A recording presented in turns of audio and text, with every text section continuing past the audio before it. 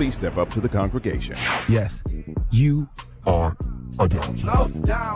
When Mexico sends its people, they're not sending their best. They're bringing drugs, they're bringing crime, they're rapists. He's a jackass. Donkey of the Day for Tuesday, June 2nd goes to our celebrity-in-chief, Donald J. Trump. I'm going to tell y'all something, man. The last time I saw someone live up to and exceed all expectations like Donald J. Trump was LeBron James. Let me explain before your little simple-ass brains explode and your thumbs get to saying Charlamagne just compared Donald Trump to LeBron James on the radio.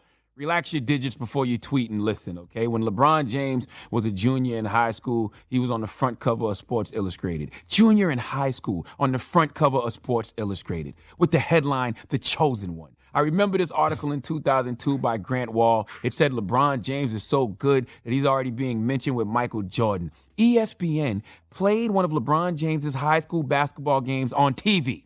Might have done more than one, but I remember one in particular because I remember an article that Jay Bilas, I think that's how you pronounce Jay's last name, Jay Bilas wrote, asking the question, did LeBron Mania go too far?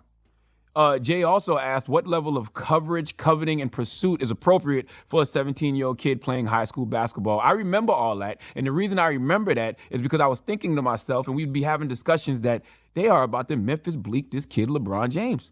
No disrespect to Memphis Bleak.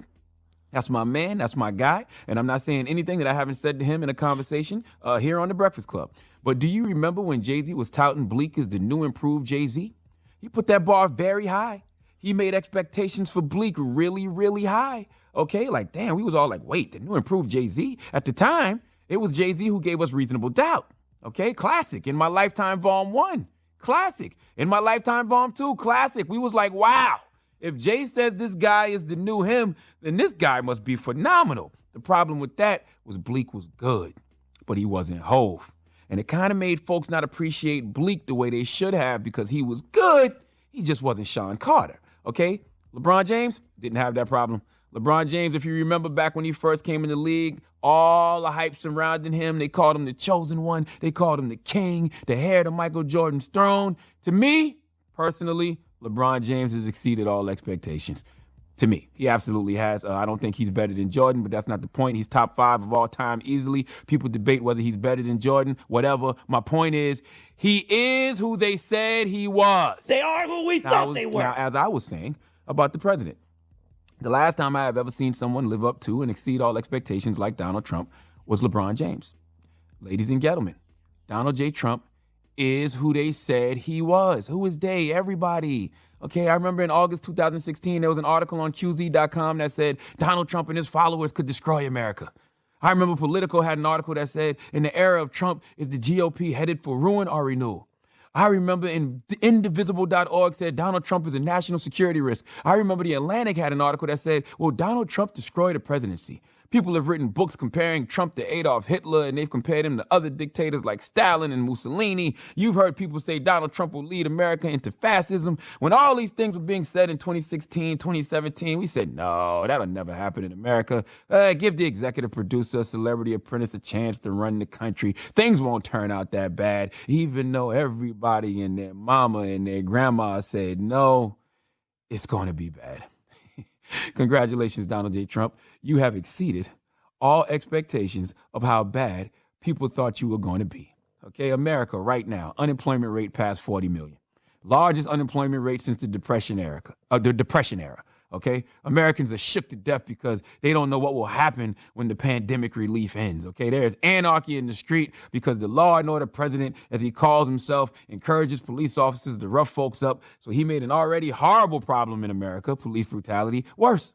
So now that folks are out there in these streets protesting, rioting, looting, what does he do? He declares war on the American people. This is your man live from the Rose Garden in D.C. yesterday. Listen. My administration is fully committed that for George and his family, justice will be served. He will not have died in vain. But we cannot allow the righteous cries and peaceful protesters to be drowned out by an angry mob. The biggest victims of the rioting are peace-loving citizens in our poorest communities. And as their president, I will fight to keep them safe. I am your president of law and order, and an ally of all peaceful protesters. I am mobilizing all available federal resources, civilian and military, to stop the rioting and looting, to end the destruction and arson, and to protect the rights of law-abiding Americans, including your Second Amendment rights. Today, I have strongly recommended to every governor to deploy the National Guard in sufficient numbers that we dominate the streets. Mayors and governors must establish an overwhelming law enforcement presence until the violence has been quelled. If a city or state refuses to take the actions that are necessary, then I will deploy the United States military and quickly solve the problem for them. He wants to use the military to quell the violence. He wants to turn America into a military state. Now, if y'all thought that stay-at-home quarantine thing during coronavirus, you know, that whole thing that he said was a hoax, if y'all thought that was martial law, nope. When we are a military state, that's martial law, okay? Temporary military rule of domestic territory, military dictatorship, okay? An authoritarian government controlled by a military and its political designees. This is what we have come to, America. I don't know if we are in Infinity War or the Endgame right now. Okay, did half of us already get snapped away, or is this when we've brought everybody back and we just finally trying to defeat Thanos? All I know is, once again, America, it got the president it deserves. Okay, this is America's karma. All right, Donald Trump is America's Frankenstein. He represents all the worst aspects of America for us, but all the best aspects that make America great for white people. Okay, this is what happens when you let white privilege, white entitlement, white arrogance, and white supremacy run rampant. Okay, see, every single one of those things are self-destructive because they aren't rooted in anything positive. All right, Donald Trump is president because this country was founded by rich white people who created and structured this system so that it would always work for, guess what? Rich white people. Okay, that's why white mediocrity is so often rewarded, because rich white people, since the founding of this country, always have had a built-in advantage, a cheat code of sorts, okay? Because the country was founded on principles, laws, and systems designed to benefit the Trumps of the world. And now, that guy is president. But never, at least in modern times, since I've been alive, has a white man revealed more about them damn devils than him, okay? Donald Trump has found a way to out-white man the white man. All right, Donald Trump, being the Frankenstein of white supremacy, has found a way to marginalize everyone, including other white supremacists. Okay, Donald Trump has found a way to make everyone in America of all races, all colors, all creeds feel like a nigga. Oh, we about to be in a military state. We all oppressed and marginalized. We all niggas now, okay? Welcome to the club. Now, what are we going to do about it, niggas? Okay, are we all going to band together and finally force this country to dismantle this system of white supremacy? Because as long as white supremacy exists, there will always be Donald Trumps of the world. He's just a new version of an old, pale problem. Okay? So until we have elected officials who recognize white supremacy and are willing to dismantle it, God bless us all. Please give the celebrity in chief, Donald J. Trump, the biggest hee-haw. All right.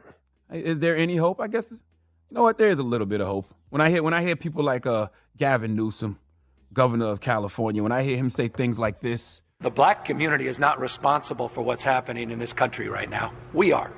Our institutions are responsible. We are accountable. We have a unique responsibility to the black community in this country, and we've been playing lip service about that for generations. Things move away in headlines, and we indulge on the margins, but we don't systemically, foundationally address the root of these issues. We prune. We don't tear out the institutional racism from all of our institutions, large and small. We don't. We know that. The question is, do we or are we prepared to do something differently about it? Mm-hmm. That's right. The black community is not responsible for what's happening in this country right now.